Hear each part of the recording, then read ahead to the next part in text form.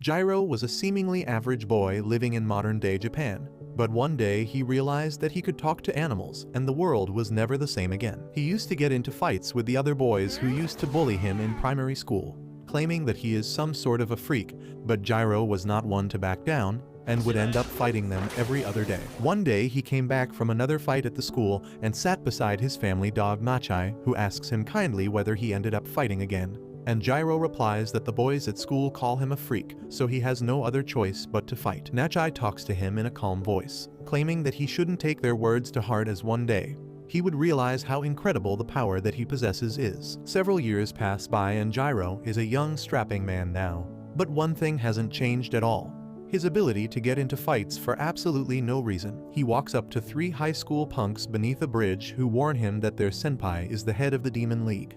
But Jiro seems completely unbothered as he picks his nose, and replies that he doesn't care and think that his senpai is just a prick and nothing else. Hearing this, the goon gets mad and tries to punch Jiro, but he is too fast for the punk and dodges the hit easily before kicking the man down into the river. The other 2 boys get a little scared, wondering what kind of ninja moves were that. But Jiro is not someone who backs off easily and starts teasing the other 2 guys as well, forcing them into a fight. Both of them decide to attack him together, but they are no match for Jiro, who easily outclasses them and sends them all running beaten and wet. Suddenly Jiro hears the voice of someone from behind, thanking him for the help, and he turns around to see a crow and a cat walk up to him. The cat thanks him once again, claiming that lately those goons have been creating a lot of problem for them, but the cat is more worried about Jiro, as the goons might decide to take revenge on Jiro sooner or later. Jiro tells them not to worry about it, as he knows how to move around these situations. With that, he bids them goodbye and moves back towards his house. He finds his dad waiting for him,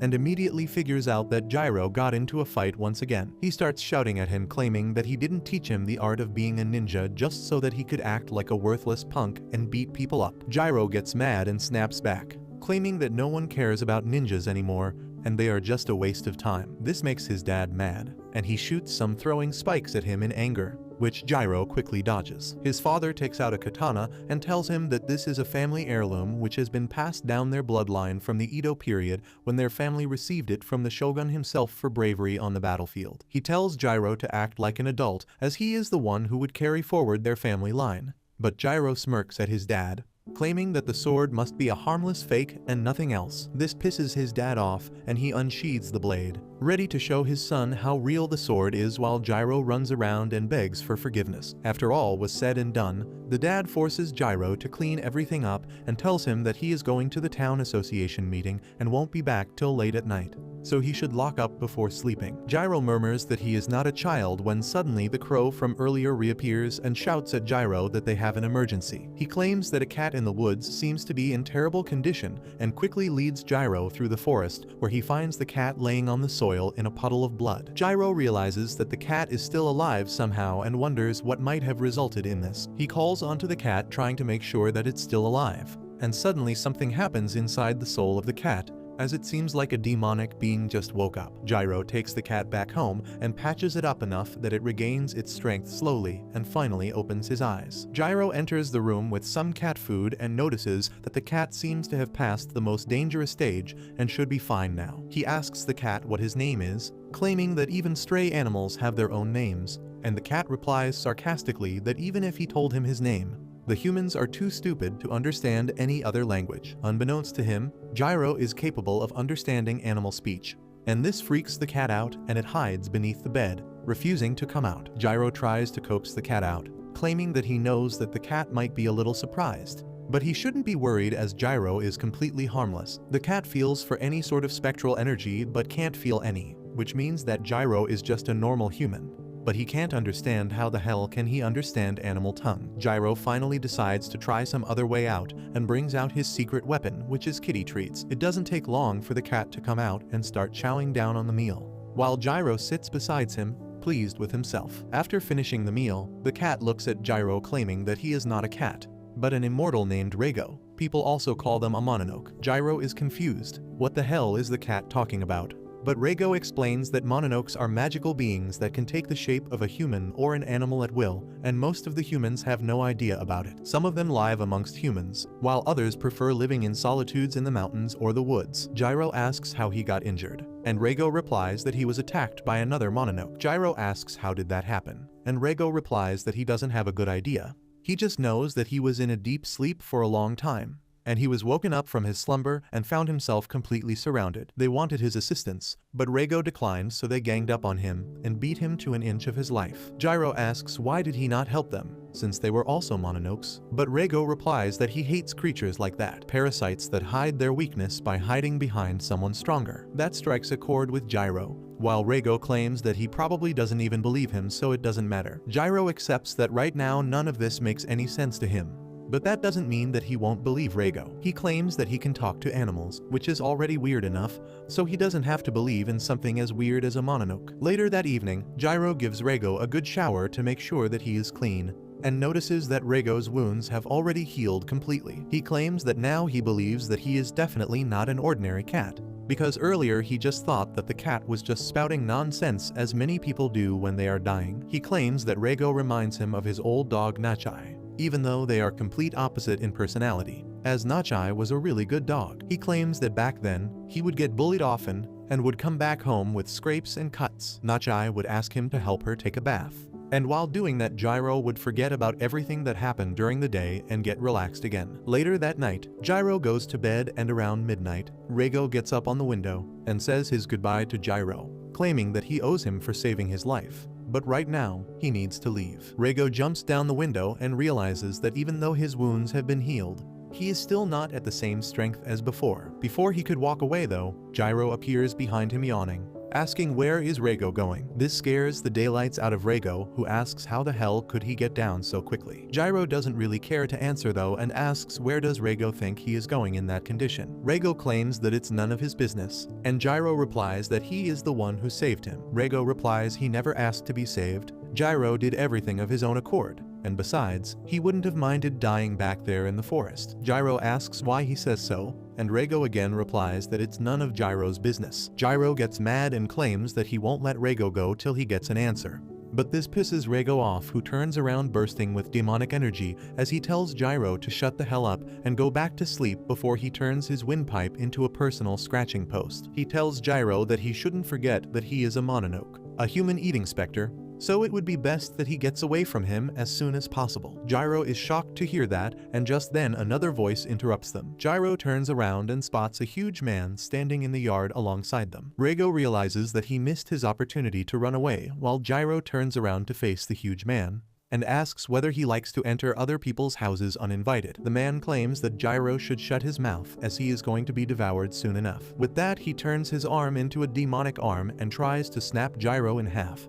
But Reigo drop kicks Jiro out of the way and takes off into the forest, forcing the huge Mononoke to chase after him. Jiro is too stunned to move, while Reigo tries his best to outrun the beast after him, knowing that all he has to do is get some distance. But because of his injuries, he is not at his full strength yet, and the huge Mononoke thrashes him mid-air down to the ground. The Mononoke laughs at Reigo, claiming that he is not very impressed by the legendary Star of Doom, Reigo, and tells him to calmly come with him as he wouldn't want to kill a fellow Mononoke. Reigo gets mad and starts bursting with demonic energy as he claims that all they want to do is get his powers, so if they are willing to pay for it with their lives, they are welcome to take him back. Both the demons get ready for a showdown, but just when they were about to clash, Jiro shows out of nowhere with his sword and slashes at the man's arm, forcing him back as he starts bleeding. Reigo is shocked and asks Jiro whether he has a death wish and tells him to run away. Jiro claims that if Reigo dies now, then whatever he did to save him would be for nothing,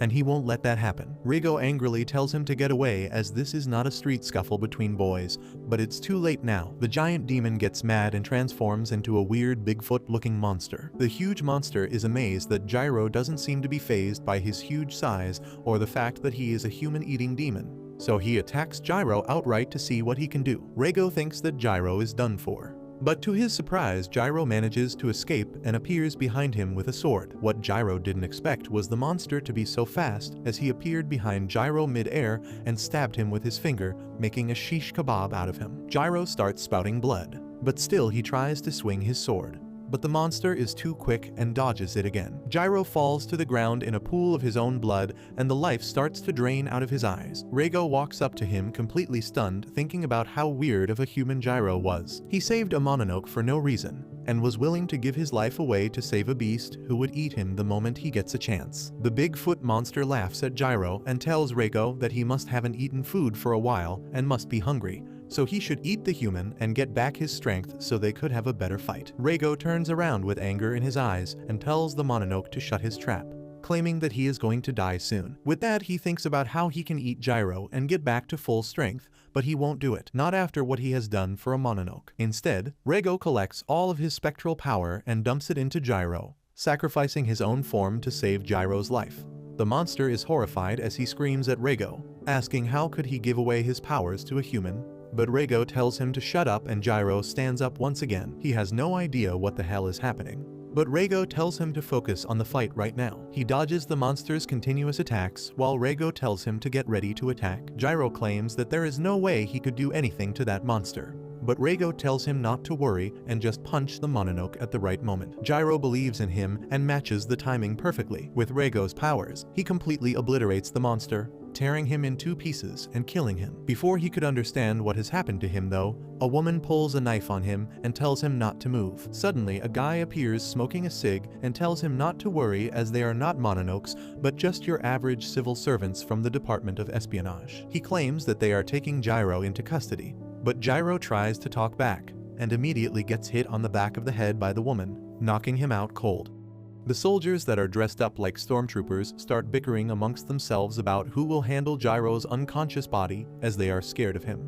But before they could reach a decision, the woman who pulled up a knife on Jiro decides to take care of the situation as she dragged Jiro by his leg, as if he is a carcass that she just shot. Meanwhile, Jiro is lost in his dreams where he finds himself in a completely white area and spots Reigo standing in front of him, looking like a mist. Reigo claims that Jiro himself has a huge gaping hole in his chest, and that confuses Reigo till he looks down at himself and spots a huge hole. But before he could get worried about it, he ends up opening his eyes and finds himself in a hospital bed with a headache. He sits up on the bed and checks his chest to make sure that there is no hole there, when a voice startles him. The girl who carried him back sits beside him, on her phone scrolling through reels as she tells Jiro that he has been asleep for more than a day and a half and introduces herself as Ikai. Before Jiro could ask any more questions, she straight up calls her superior and informs him Jiro has woken up and seems aware enough to have a conversation. Just then she gets distracted when a back mist escapes from Jiro and takes shape of a cat on top of his head. Jiro is annoyed at Reigo for sitting on his head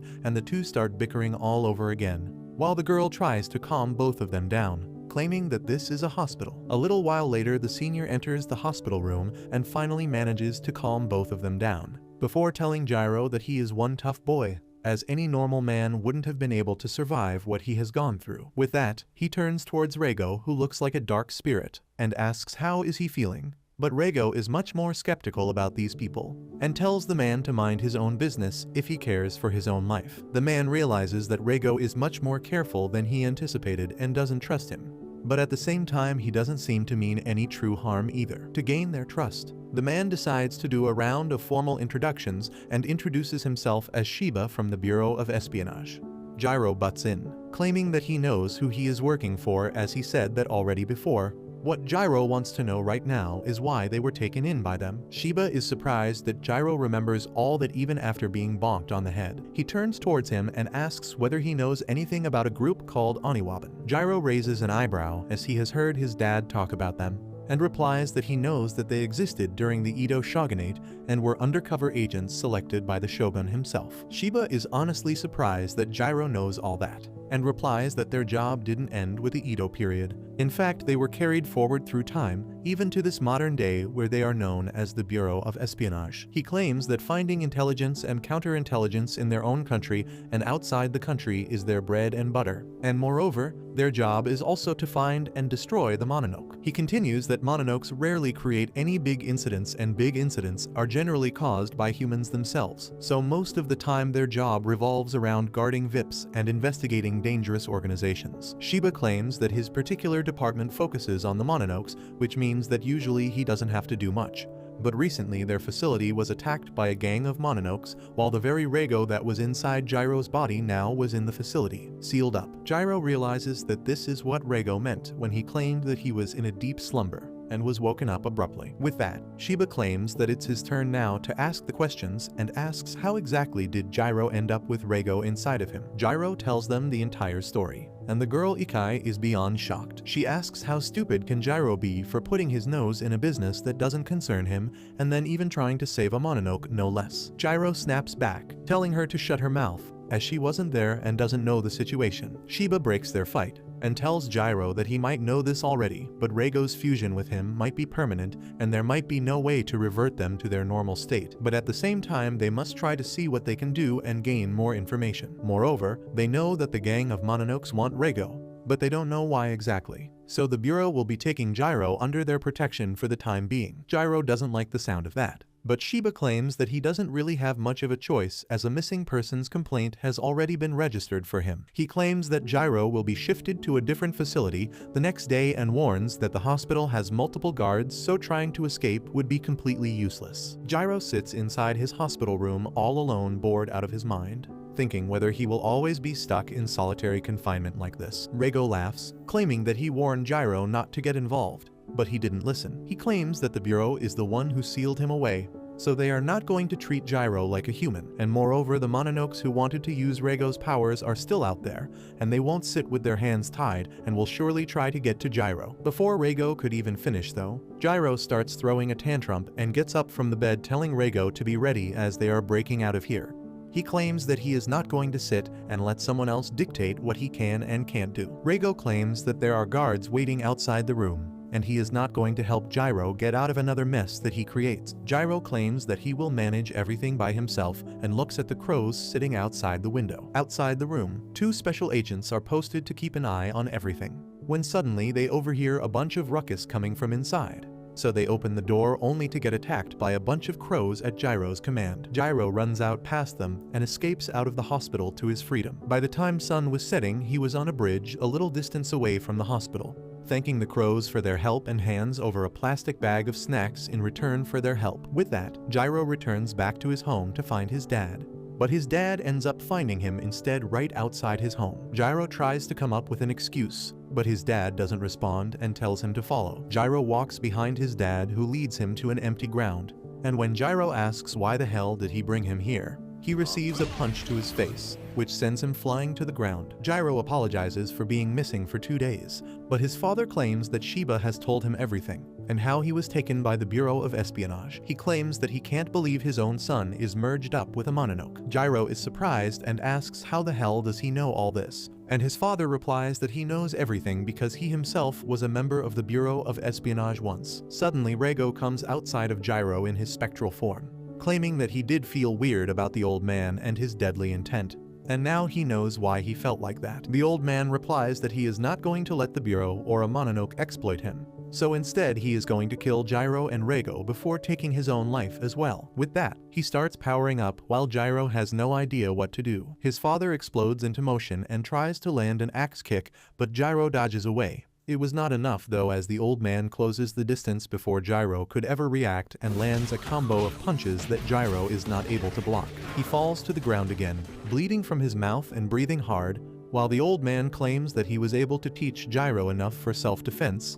and still had to train him into becoming a full-fledged warrior. But that dream will stay a dream. With that, he explodes into motion and jumps to finish Jiro off. But Rego intervenes and uses his spectral claw to block the attack and push the old man back. He tells Jiro that the old man really intends to kill him, so he should start taking it seriously. Jiro gets pissed though and tells Rego not to come out till he tells him to. He thinks about the time when he was young and would climb a tree to save a kitten, but didn't know how to get down. His father was always there to catch him in case things went awry. He got scolded about it, but his father was always there. The old man looks at him menacingly, claiming that for years he fought against his fellow men and the Mononoke in the Shadow Realm, a realm which is hell itself, and he did all he could to make sure that Jiro was kept away from that.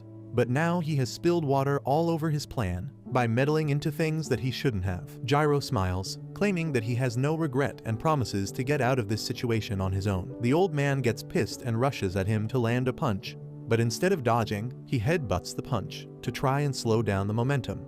But the old man is too strong, and Jiro is thrown back. Thankfully, he regains his balance mid-air and stands once again, blood running down his forehead. The old man realizes that Jiro is not going to back down even if he dies, and decides that he can't do anything about it. He admits defeat, claiming that he is the one who lacks the resolve, before walking off the ground. By the time night falls, Jiro is back in his hot tub, enjoying a soak when Reigo tells him not to go running to the death's door so eagerly because then Reigo saving his life would be completely meaningless. Jiro smiles and calls Reigo his partner, claiming that now they are both in it together. Meanwhile, the old man gets a call from Shiba, who claims that they were worried when Jiro escaped the hospital. But if he is at his home, then everything should be alright. He claims that they are going to send in a car tomorrow to pick Jiro up, as he is now going to be one of them, and someone that they very desperately need. The next morning, he wakes up early to pack everything up, while Reigo questions whether he thinks this is a good idea. Jiro, on the other hand, doesn't seem like a person who cares too much about thinking things through, but Reigo warns him that he has no idea what these people are, and now that he has Reigo's powers as well, he is one of a kind, and they have no idea what these people might or might not do to him. Jiro smirks, asking whether Reigo is developing a soft spot for him, but Reigo immediately tells him to shut his mouth. By the time he packs everything up and goes down to meet his dad, Ichai arrives looking all annoyed, claiming that she is here as his guard and chaperone to make sure that he doesn't do anything idiotic like running away. She shows him that the company truck is waiting outside and that he will ride in the back with her. Jiro gets annoyed by how she looks at him as if he was an insect, and turns around to say goodbye to his old man before leaving with Ichai. His dad tells him not to die, and Jiro tells him that it's not that easy to kill him before leaving his house to start his new journey. As soon as they get inside the truck and it starts moving, Ichai puts on a pair of handcuffs on Jiro, surprising him as he asks why the hell is he being treated like a prisoner. Ichai wonders out loud, why the hell did she get the job of escorting this idiot, and claims that he feels like a prisoner because he basically is a prisoner. Jiro is confused and asks what the hell is she talking about. Ichai replies that the Bureau is an agency made to fight against the Mononoke, and right now, he is half human and half Mononoke, so technically he is nothing but a prisoner Mononoke for them. She claims that she has no idea what the higher-ups see in him for allocating so many resources on him, but she takes her work very seriously and will do everything as it needs to be done. Jiro looks at her and claims that he is being nice to her just because she is a girl, and if she was a guy, he would have dealt with her by now. This enraged her as she punches the truck wall right beside his face, causing a dent and scaring the crap out of him. She tells him that there are two things that she hates the most. Number one is Mononokes, and number two is sexist pricks like Jiro. She tells him that to her he doesn't even exist,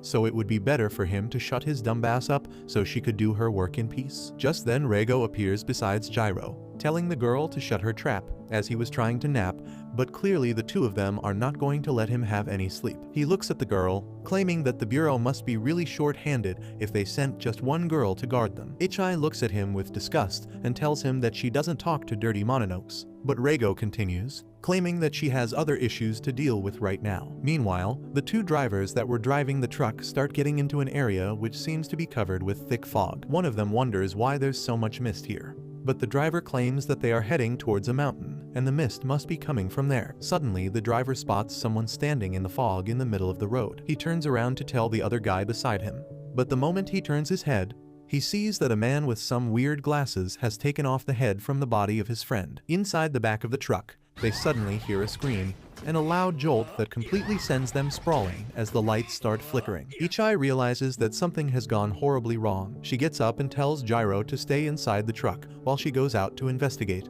and Jiro tries to protest, but she shuts the door and climbs out. She looks around and realizes that they have entered Spectral Mist Zone. She was starting to wonder how the hell could she make such a big mistake when suddenly she hears a voice coming from behind and spots the man with the weird glasses sitting on top of a giant man-looking creature devouring the two drivers. He claims that he was pretty excited for this mission, hoping to get some good action against the Bureau, but all he got was two useless drivers and a guard that to a female. Ichai gets annoyed, mumbling that all men are misogynistic and sexist pricks before tapping on her watch and transforming into her battle uniform. which doesn't look much different to be honest from her normal look. The glasses boy finally gets excited and tells the giant idiot to stop chewing like a moron as they have to fight again. Suddenly, the mist covers them once again and they turn into their Mononoke form. Ichai immediately takes out her gun and starts shooting as if she is in an American high school.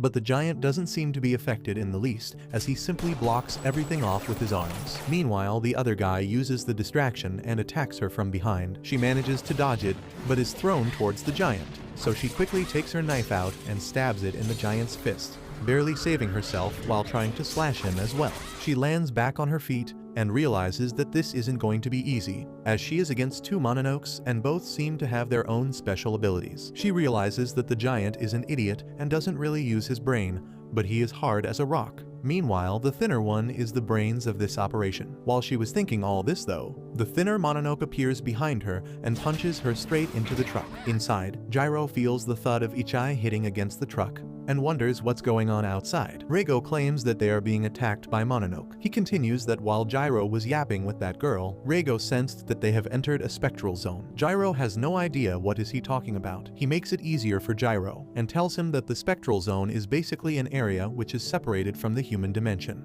and is the realm of the Mononoke. Jiro still doesn't really understand, but tells Reigo to help him bust out of these cuffs so he could go outside and help the girl. Reigo tells him that he can't do that because these handcuffs are specialized tools and are used to block spectral energy, so he can't do anything right now. Jiro gets pissed and claims that he will get Ichai to take them off then. But Reigo claims that he should just let the Bureau and the Mononoke fight it out while they scram, because to both of them, Jiro is nothing but a piece of meat to be used and experimented on. So why should he get involved? Jiro claims that there is a person fighting outside for their safety, and he can't call himself a man if he sits inside twiddling his thumbs and doing nothing. Just then, the conversation gets interrupted by the giant punching the back of the truck, splitting it in two, causing Jiro to be sent flying. The thin Mononoke jumps on top of the truck and looks at Jiro, claiming that for some reason he was told to get him back alive, but he doesn't really care much. He still gives Jiro 10 seconds to make a decision, whether he would surrender peacefully or become food for them. Jiro immediately turns to Ichai and tells her to untie him, but Ichai refuses. Jiro gets mad, calling her insane, but the thinner Mononoke claims that 10 seconds are over, and now he is going to be eaten whether he likes it or not. Jiro again tells Ichai to get him out of these cuffs, and the tense situation reminds her of her childhood. At the funeral of her own mother, who died trying to defend people against Mononoke for the Bureau, she remembers how she promised her father that she will start training from that day on and make both him and her mother proud. Ichai snaps her out of her memories, as he tells her that he knows that she wants to do her duty perfectly, and right now, that means freeing him from his cuffs. Just as the giant was about to attack again, Ichai takes a deep breath and cuts him out of his handcuffs, releasing all his powers. Jiro immediately jumps up in the air, and alongside Reigo's powers, delivers such a powerful punch that the fatty completely evaporates from Earth. The thin bloke is shocked to see his powers, and Ichai takes advantage of that, appearing behind him and slashing him to bits with her blade. Jiro gets back up and tells Ichai that she fought for them and he fought to help her, so that makes them even. Ichai looks at him with a bit more respect and claims that now that the truck is gone, they don't have much of a choice but to walk the rest of the way. It takes them a full day before they are able to reach the headquarters. The next morning, Jiro wakes up near the pier and starts brushing while thinking about everything that has happened to him in the matter of a single week. He found the existence of Mononokes, got attacked by them twice, and now he is here. His thoughts are interrupted by Shiba, who asks how is Jiro liking it here. Jiro claims that he hasn't had a single moment to himself, as he is always being monitored.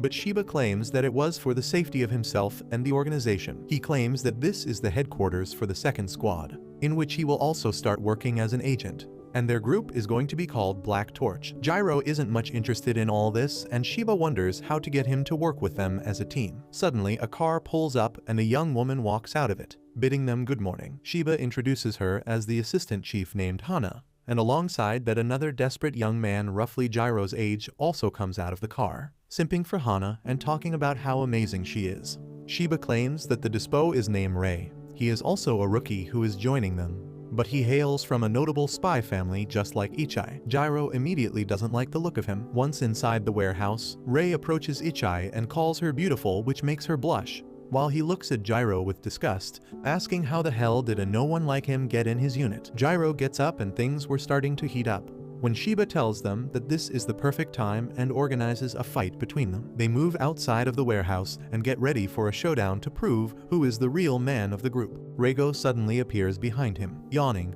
asking why can't he simply have a good nap without any disturbances, and Jiro tells him to go back to sleep, as he didn't wake him up. But Reigo claims that he could sense the eyes of this spectacled nerd on him staring him down, and he couldn't ignore it. Jiro tells Reigo that the nerd wants to fight him, and that's why they are here. But Reigo couldn't care less. Rei gets ready with his sword, and Jiro asks Shiba why the hell does Four Eyes get to have a weapon while he is without. Shiba replies that Rei belongs to an old family who served the shogun, and his family specializes in the art of sword fighting. He claims that Rei's ancestors were the ones that taught the shogun and the princes how to fight with a sword. Shiba claims that the nerd likes to fight with a sword, but it's no matter as Jiro can grab a weapon of his choice as well. Rei excitedly tells Jiro not to hold back and use the brand new weapon that he has acquired, pointing at Reigo. Jiro responds by telling him that Reigo is not a weapon and is only a cat, who has nothing to do with this duel as it is between the two of them. Jiro turns towards Reigo and tells him not to interfere during the fight. Reigo claims that he doesn't care and is heading back to sleep. With that, he disappears. Suddenly, Rei drops his sword to the ground and turns around, claiming that it isn't going to be fun this way. Jiro is confused, and the nerd replies that it's a handicap, since if Rei fights like his usual self, it would be over too soon and it won't be any fun for the spectators either. He claims that he would even close his eyes to make it more of a contest. This pisses Jiro off completely as he gets ready, claiming that he would beat his punchable face in. While the onlookers watch, Jiro runs at Rei and jumps in the air ready to punch him on the back of his head, while Rei faces the sea with his eyes closed. Ichai wonders whether he is doing this so that Rei can't figure out his footsteps, but Shiba thinks that Jiro is too hot-headed to think it through this well, and Rei has more of a sixth sense, a 360-degree awareness which makes him a wall of blades. Right on cue, Rei turns around, grabs his sword at the speed of lightning, and strikes Jiro right in his face, knocking him down to the ground. Hena feels bad for Jiro, while Rei starts blabbering about how they should end the fight right here, as if they continue, Jiro just might die as he won't be able to handle blows like this. Shiba, however, tells him to shut up and look behind him. Rei turns around only to see that Jiro is back on his feet, wiping the dust off of him, claiming that it was just a scratch and nothing else. Rei has to agree that Jiro has quite a bit of resilience. Jiro claims that his grandpa has been beating the crap out of him ever since he was little, so Rei's little swordplay won't do anything. Hearing someone call the art of swordsmanship a play triggers Rei, as he claims that the art that he has been gifted with has been in his family for centuries, and it is the art to kill. Disrespecting it is an offense punishable by death. Jiro simply smiles and tells the nerd to bring it on and punish him if he can. Shiba realizes that something interesting is going to happen, and tells Hena to record properly. Jiro rushes at the nerd once again, just like the last time, and Rei thinks that Jiro is the kind of guy who would rush at things the same way till it works.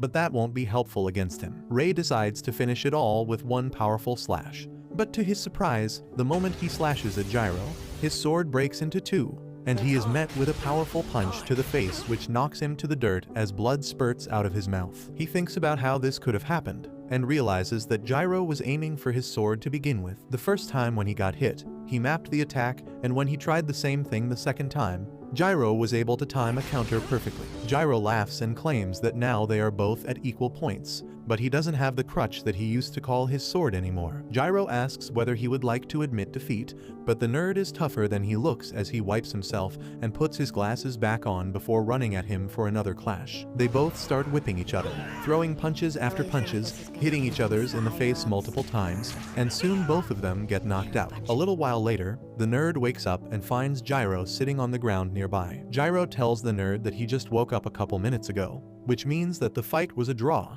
But the nerd admits that Jiro did wake up first. Jiro throws him a can of juice and claims that the nerd could have actually killed him with the first attack if he wanted to. And the only reason why he was able to break his sword during the next attack was because it was a wooden replica. If it was an actual sword, he would have been done for. So like a gentleman, Jiro accepts his defeat. The nerd is actually surprised by the maturity that Jiro suddenly showed, but that all goes away as soon as the nerd tried to open the can, and the soda splashes all over him, while Jiro laughs like a maniac, claiming that he shook it a lot before handing it over to him. Rei throws the crushed can back at his face, and together they both go inside the shed. Back inside, Hena seems worried about the two boys, wondering whether they would do well, but Shiba claims that today was just a fun activity.